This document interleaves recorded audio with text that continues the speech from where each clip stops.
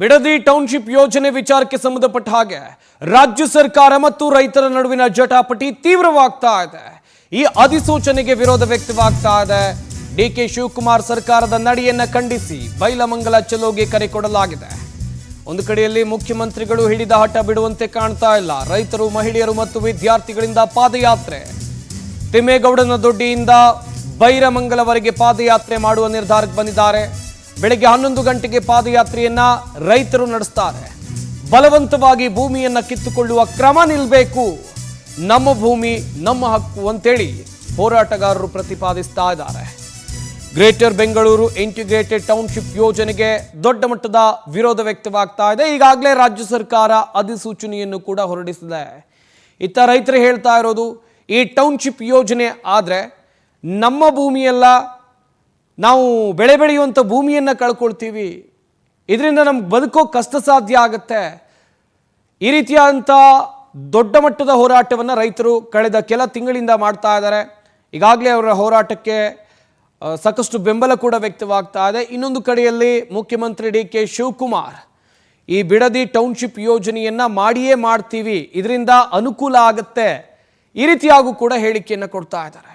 ಒಟ್ಟಿನಲ್ಲಿ ದೊಡ್ಡ ಮಟ್ಟದ ಹೋರಾಟ ನಡೆಸುವ ಎಲ್ಲ ಲಕ್ಷಣಗಳು ಕೂಡ ಕಾಣ್ತಾ ಇದೆ. ಈಗ ಪಾದಯಾತ್ರೆ ನಿರ್ಧಾರಕ್ಕೆ ರೈತರು ಬಂದಿದ್ದಾರೆ. ಈ ಬಗ್ಗೆ ಇನ್ನಷ್ಟು ಮಾಹಿತಿಯನ್ನು ಕೊಡ್ತಾರೆ ನಮ್ಮ ಪ್ರತಿನಿಧಿ ಪ್ರವೀಣ್. ದೂರವಾಣಿ ಸಂಪರ್ಕದಲ್ಲಿ ಜಾಯ್ನ್ ಆಗ್ತಾ ಇದ್ದಾರೆ. ಪ್ರವೀಣ್, ಗಮನಿಸ್ತಾ ಇದ್ವಿ ಜಟಾಪಟಿ ಜೋರಾಗ್ತಾ ಇದೆ. ಇನ್ನೊಂದು ಕಡೆಯಲ್ಲಿ ಪಾದಯಾತ್ರೆಗೆ ಕರೆ ಕೊಡಲಾಗಿದೆ. ಯಾರ ನೇತೃತ್ವದಲ್ಲಿ ಈ ಹೋರಾಟ ನಡೀತಾ ಇದೆ, ಹಾಗೆಯೇ ಯಾರೆಲ್ಲ ಈ ಪಾದಯಾತ್ರೆಯಲ್ಲಿ ಭಾಗಿಯಾಗ್ತಾ ಇದ್ದಾರೆ? ಸಂಪತ್ತು, ಬಿಡದಿ ಟೌನ್ಶಿಪ್ಗೆ ಅಂತಿಮ ಅಧಿಸೂಚನೆ ಹೊರಡಿಸಿದಂತ ಬಳಿಕ ಇದೀಗ ರೈತರ ಕೆಂಗಣಿಗೆ ಇದೀಗ ಸರ್ಕಾರ ಗುರಿಯಾಗಿರುವಂತದ್ದು. ಪ್ರತಿನಿತ್ಯ ರೈತರು ನಾವು ಯಾವುದೇ ಕಾರಣಕ್ಕೂ ಭೂಮಿಯನ್ನ ನೀಡೋದಿಲ್ಲ ಅಂತೇಳಿ ಪ್ರತಿಭಟನೆಯನ್ನ ಕೂಡ ನಿರಂತರವಾಗಿ ಮಾಡ್ತಾ ಇರುವಂತದ್ದು. ಅದರ ಭಾಗವಾಗಿ ಇಂದು ಬಹಳ ಪ್ರಮುಖವಾಗಿ ಮಹಿಳೆಯರು, ಆ ಭಾಗದ ರೈತ ಮಹಿಳೆಯರು, ವಿದ್ಯಾರ್ಥಿಗಳು ಜೊತೆಗೆ ಒಂದಷ್ಟು ಮಹಿಳಾ ಸಂಘಟನೆಯ ಬೆಂಬಲದೊಂದಿಗೆ ಇವತ್ತು ಪಾದಯಾತ್ರೆ ಮಾಡ್ಲಿಕ್ಕೆ ಸಿದ್ಧತೆಯನ್ನ ಮಾಡ್ಕೊಂಡಿರುವಂತದ್ದು. ಏನೋ ತಿಮ್ಮೇಗುಂದೋಟಿ ಗ್ರಾಮದಿಂದ ಬೈರಮಂಗಲ ಗ್ರಾಮದವರೆಗೂ ಕೂಡ ಪಾದಯಾತ್ರೆಯನ್ನ ನಡೆಸೋದ್ರ ಮುಖಾಂತರ ಸರ್ಕಾರಕ್ಕೆ ಒಂದು ಬಿಸಿಯನ್ನ ಮುಟ್ಟಿಸ್ಬೇಕು.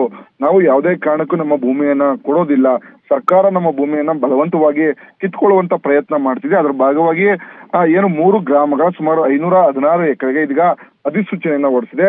ಒಂದಷ್ಟು ಭಾಗದ ರೈತರುಗಳು ಪರಿಹಾರಕ್ಕೆ ಒಪ್ಪಿಗೆ ಕೊಟ್ಟರು ಕೂಡ ಬಹುತೇಕ ರೈತರು ಒಪ್ಪಿಗೆ ಇನ್ನೂ ಕೂಡ ಕೊಟ್ಟಿಲ್ಲ. ಹಾಗಾಗಿ ಪ್ರತಿನಿತ್ಯ ರೈತರು ಪ್ರತಿಭಟನೆ ನಡೆಸಿದ್ರು ಕೂಡ ಅದರ ವಿರೋಧದ ನಡುವೆ ಕೂಡ ಸರ್ಕಾರ ಅಧಿಸೂಚನೆ ಹೊರಡಿಸಿರೋ ಕಾರಣದಿಂದಾಗಿ ಆ ಭಾಗದ ರೈತರು ಸಾಕಷ್ಟು ಆಕ್ರೋಶಕ್ಕೆ ಕಾರಣವಾಗಿರುವಂತದ್ದು. ಇದು ಕೇವಲ ಒಂದು ದಿನದ ಪ್ರತಿಭಟನೆ ಅಲ್ಲ, ನಿರಂತರವಾಗಿ ಸರ್ಕಾರದ ವಿರುದ್ಧ ಪ್ರತಿಭಟನೆಯನ್ನ ಮಾಡ್ಲಿಕ್ಕೆ ಕೂಡ ಸಿದ್ಧತೆಯನ್ನ ಮಾಡ್ಕೊಂಡಿರುವಂತದ್ದು. ವಿಧಾನಸೌಧ ಚಲೋ ಮಾಡ್ಬೇಕು ಅಂತ ಹೇಳಿ ಕೂಡ ಒಂದಷ್ಟು ತೀರ್ಮಾನಗಳಾಗಿರುವಂತದ್ದು. ಜೊತೆಗೆ ಜಿಲ್ಲಾಧಿಕಾರಿಗಳ ಕಚೇರಿ ದೊಡ್ಡ ಮಟ್ಟದಲ್ಲಿ ರಸ್ತೆ ತಡೆದು ಪ್ರತಿಭಟನೆ ಮಾಡಬೇಕು ಅಂತ ಹೇಳಿ ಕೂಡ ಸಿದ್ಧತೆಯನ್ನ ಆ ಭಾಗದ ರೈತರು ಮಾಡ್ಕೊಂಡಿರುವಂತದ್ದು ಒಂದ್ ಕಡೆ ಆದ್ರೆ, ಮತ್ತೊಂದ್ ಕಡೆ ಇದು ರಾಜಕೀಯ ನಾಯಕರ ಒಂದು ಪ್ರತಿಷ್ಠೆ ಕೂಡ ಆಗಿರುವಂತದ್ದು. ಸಿಎಂ ಡಿಕೆ ಶಿವಕುಮಾರ್ ಅವರು ಸಿಎಂ ಆದ ಒಂದು ವಾರದ ಬಳಿಕ ಅಧಿಸೂಚನೆ ಹೊರಡಿಸಿರೋದ್ರಿಂದ ಸಿಎಂಗೆ ಇದೊಂದು ಪ್ರತಿಷ್ಠೆಯ ಯೋಜನೆ ಆಗಿರುವಂತದ್ದು. ಯಾವುದೇ ಕಾರಣಕ್ಕೂ ನಾವು ಟೌನ್ಶಿಪ್ ಯೋಜನೆಯನ್ನ ಕೈ ಬಿಡೋ ಮಾತೇ ಇಲ್ಲ, ಯೋಜನೆಯನ್ನ ಮಾಡೇ ಮಾಡ್ತೀವಿ ಅಂತ ಹೇಳಿ ಡಿ ಕೆ ಶಿವಕುಮಾರ್ ಹೇಳ್ತಾರೆ. ಇದ್ರ ಭಾಗವಾಗಿ ನಿನ್ನೆ ನಿಖಿಲ್ ಕುಮಾರಸ್ವಾಮಿ ಅವರು ಕೂಡ ಆ ರೈತರ ಪರವಾಗಿ ಬೆಂಬಲವನ್ನ ಕೊಟ್ಟು ಕೂಡ ಪ್ರತಿಭಟನೆಯನ್ನ ಸುದ್ದಿಗೋಷ್ಠಿಯನ್ನು ಕೂಡ ನಡೆಸಿದ್ರು. ಇದು ಒಂದ್ ರೀತಿ ರಾಜಕೀಯ ಕೆಸರಾಟಕ್ಕೂ ಕೂಡ ಕಾರಣವಾಗ್ತಿರುವಂತದ್ದು. ರೈತರು ಮಾತ್ರ ಯಾವುದೇ ಕಾರಣಕ್ಕೂ ನಾವು ನಮ್ಮ ಭೂಮಿಯನ್ನ ಕೊಡೋದಿಲ್ಲ, ನಾವು ನಿರಂತರವಾಗಿ ಹೋರಾಟ ಮಾಡ್ತೀವಿ, ಬಲವಂತವಾಗಿ ಏನಾದ್ರೂ ಸರ್ಕಾರ ನಮ್ಮ ಭೂಮಿಯನ್ನ ಕಿತ್ಕೊಳ್ಳುವಂತ ಪ್ರಯತ್ನ ಏನಾದ್ರು ಮಾಡಿದ್ರೆ ನಾವು ಆತ್ಮಹತ್ಯೆಯ ದಾರಿಯನ್ನ ಹಿಡಿಬೇಕಾಗತ್ತೆ. ಯಾಕಂದ್ರೆ ನಾವು ಬದುಕನ್ನ ಕಟ್ಕೊಂಡಿರುವಂತ ಜಾಗ, ಈ ಜಾಗವನ್ನ ಕೊಟ್ಟು ನಾವು ಆತ್ಮಹತ್ಯೆಯನ್ನ ಮಾಡ್ಕೋಬೇಕಾಗತ್ತೆ. ಹಾಗಾಗಿ ಯಾವುದೇ ಕಾರಣಕ್ಕೂ ನಾವು ಭೂಮಿಯನ್ನ ಕೊಡೋದಿಲ್ಲ, ನಾವು ನಿರಂತರವಾಗಿ ಪ್ರತಿಭಟನೆಯನ್ನ ಮಾಡ್ತೀವಿ ಅಂತ ಹೇಳಿರುವಂತದ್ದು. ಇವತ್ತು ಬೆಳಿಗ್ಗೆ 11 ಗಂಟೆಗೆ ಪಾದಯಾತ್ರೆ ಆರಂಭವಾಗುವಂತದ್ದು. ಒಂದಷ್ಟು ಮಹಿಳೆಯ ಸಂಘಟನೆ ಕೂಡ ಅವರಿಗೆ ಬೆಂಬಲವನ್ನ ಕೊಟ್ಟಿರುವಂತದ್ದು. 11 ಗಂಟೆಗೆ ಪಾದಯಾತ್ರೆ ಆರಂಭವಾಗುವಂತದ್ದು. ಸಂಪತ್, ಥ್ಯಾಂಕ್ ಯು ಪ್ರವೀಣ್, ತಮ್ಮೆಲ್ಲ ಡೀಟೇಲ್ಸ್ಗಾಗಿ.